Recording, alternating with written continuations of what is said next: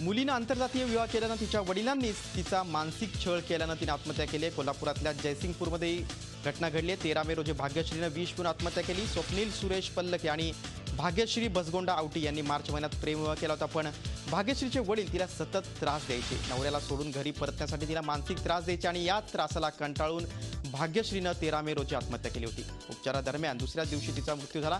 भाग्यश्रीचे वडील बसगोंडा आवटी आणि तिचा आतेभाऊ संदीप फुकीर यांच्या विरोधात गुन्हा दाखल करण्यात आला। वसईत शासकीय महिला कर्मचाऱ्यांच्या सुरक्षेचा प्रश्न ऐरणीवर आलाय। वसईतील सार्वजनिक बांधकाम विभागातील एक कनिष्ठ लिपिक महिलेला तिच्या सहकाऱ्यांकडून कार्यालयातच शारीरिक आणि मानसिक छळ झाल्याची घटना उघडकीस आली। या प्रकरणी तिनं शासकीय कर्मचाऱ्यांविरोधात मानसिक छळाचा गुन्हा दाखल केला। या तिघांमध्ये आका महिलेचाही समावेश आहे। पोलिसांनी याबाबत कॅमेरासमोर बोलण्यास नकार दिलाय। झी 24 तास रहा एक पाऊल पुढे।